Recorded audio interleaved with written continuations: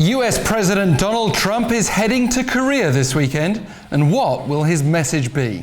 Piecing together that answer today for North Korea Now, I'm Alex Jensen. The last few days have confirmed Trump remains willing to continue dialogue with North Korea.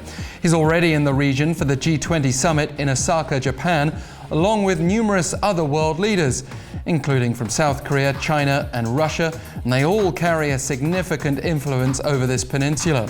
The opportunity for talks will have clarified things for Trump as he's set to meet South Korean President Moon Jae-in this Sunday during a two-day visit to the South. We've also been told by a South Korean government official Trump is considering a visit to the inter-Korean Demilitarized Zone while he's here. And that's drawn a lot of attention because it would be seen as a highly significant step at a time when dialogue over the North's denuclearization has been deadlocked for months, and the peninsula's just marked the 69th anniversary of the start of the Korean War, a conflict that's still not technically over. Trump will have watched Chinese President Xi Jinping receive a very warm welcome during a rare state visit to North Korea last week, as she vowed to play a positive and constructive role in this nuclear standoff. With Beijing going through its own tensions with the US, Trump is having to balance global interests with his America First economic strategy, and Washington knows that China's influence over North Korea could be the most realistic route forward. But is a third ever Trump-Kim summit now looming? Interestingly, Kim also met with Xi close to his last two summits with Trump, so perhaps the pattern will repeat. Reports claim Trump and Kim may even meet within the DMZ this weekend, but Trump told reporters on Tuesday he would just be meeting Kim at some point. He also said he and Kim recently exchanged very friendly letters. Trump's written response was excellent, according to Pyongyang state media last Sunday. That obviously raised hopes of a possible resumption of two-way talks, especially as this was their first known correspondence since their second summit in Vietnam ended without a deal in February.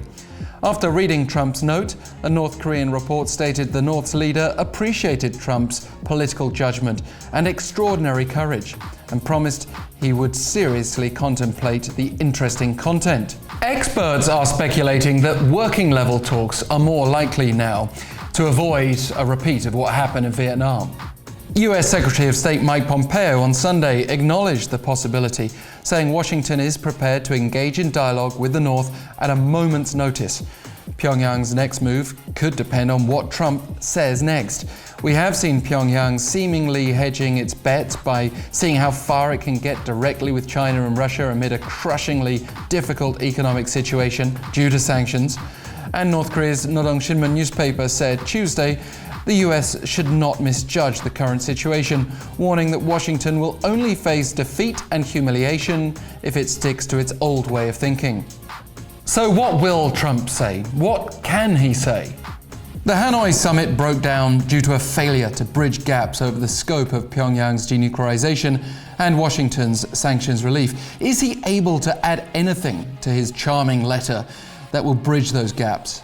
Probably we can expect some niceties and emphasis on the US leader's relationship with Chairman Kim, but there may be a smokescreen too, in the form of bilateral issues between Washington and South Korea. For example, the controversy of the Allies' military cost sharing. But President Moon is likely to be diplomatic and do all he can to lead the peninsula to a peaceful outcome, a point he underscored when addressing that Korean War anniversary this week. Politically speaking, Seoul recognizes this is another golden period for efforts to resume dialogue with North Korea.